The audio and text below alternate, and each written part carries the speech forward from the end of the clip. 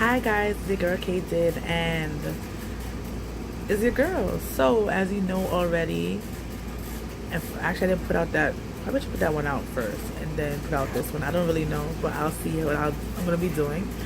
And guys, as you know, I'm on a Daniel fast. I'm just trying to change my life and make it for the better and really be more happier and get into the word more and really hear his voice. So before I had started this whole thing, I started a prayer list. I put it in the back of my door actually, and I wrote down a couple of things I want to pray about. 21 to be exact is one of this. A couple. I did one for each day, but right now I think I'm not even going in order anymore. I'm just kind of going along and just seeing what the Lord can bring me in my life and what can be changed and what can be made better, right? So whatever prayer request I have was be closer or talk to my dad, right? I haven't talked to my dad since I got engaged 2014. Our relationship was very, very weird in general. He has 3 other baby mothers. Well, 2 others, baby mothers, I should say. My mother's the 3rd one, but my mother is the 1st because I was the oldest. I'm the oldest that we know of anyway. Who knows? He's Jamaican. Anything is possible. So I didn't grow up with my dad, but he grew like in areas around me, so he wasn't that far away from me. But he never really came and visit unless I asked him or had to get money when he felt like giving us money to help my mom take care of me. So I was like, I want to build that.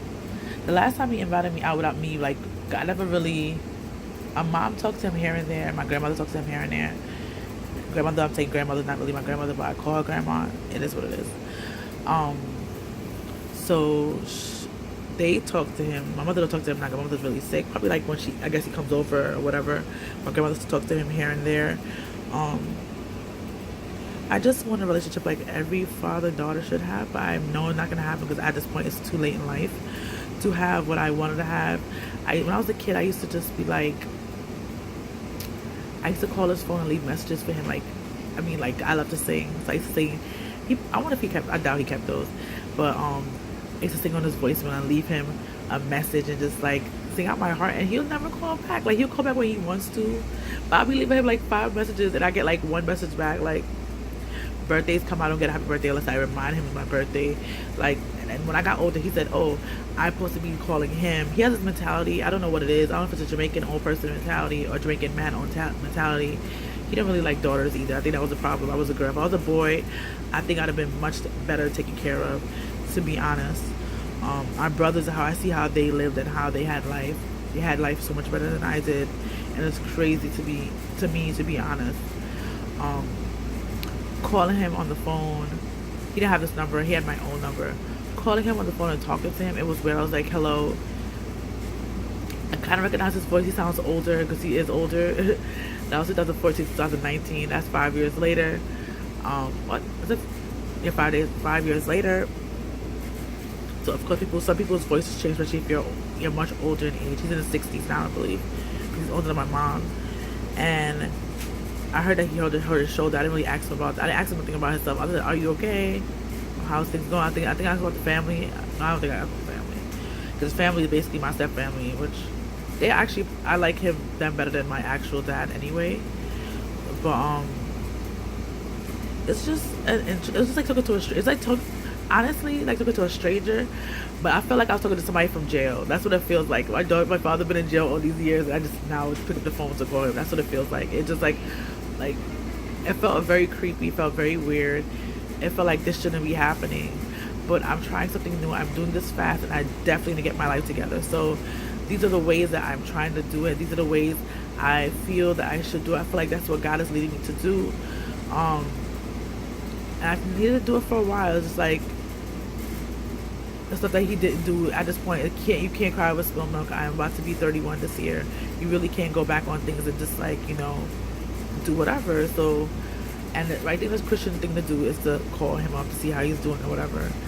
I don't think I'm calling up again. He has my number now. Hopefully save it on his phone. He had to save phone numbers, so he better save it. If not, I don't have no reason to talk to him. If I don't call people unless I have a reason to talk to them. I don't have no reason to talk to him. I don't have a reason to say how to do. It's I don't have a reason.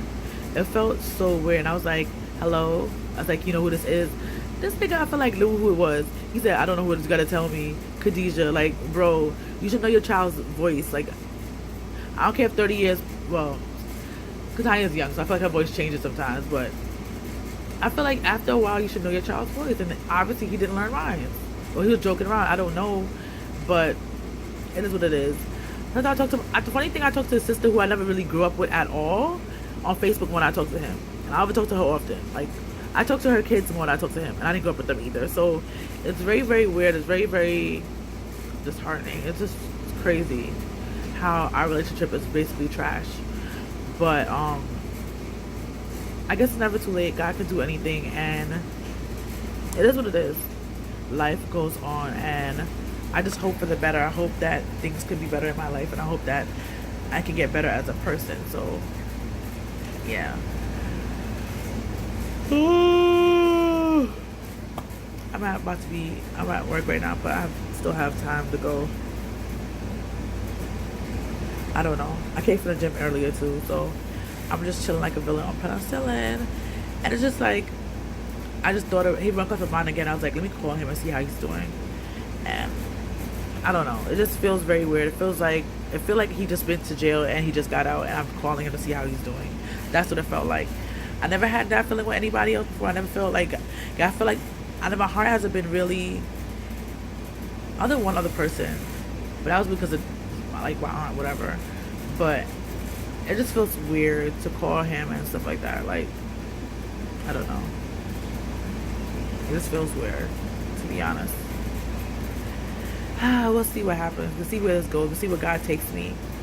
And hopefully in a year I can look back on this video and just see the changes and the growth that I have. Hopefully I'm alive to even see those kind of things. And this is the tales of a broken home. This is what happens when you have a broken home, a broken family, a broken everything. I grew up without a family because my mother and father wasn't together. It's just like, you might say, oh, you have family. I guess my friends, if my friends was even a friend or my family, I guess. I don't know. Katani is my family at this point. So I hope she doesn't have the same faith that I do. I hope that she can feel loved. I try to always remind her and to show her that I love her and that we're family and things like that. The other day she said, oh, I don't have no friends. She said, Mommy, yes you do. I was like, cool. She said, I'm your friend. But apparently I'm not her best friend because her friend Renee is her best friend and Renee's over me. So I feel a kind of way. I don't know. But yeah. But that's basically how it is right now. But I'm just chilling like a villain. Just trying to live life at this point. And trying to make the Lord use me and just follow his voice if I can hear it. Or just see what he wants me to do and do it. Basically. But thank you for listening. Thank you for being amazing. And you're awesome. Blessed and highly favored, guys. Bye.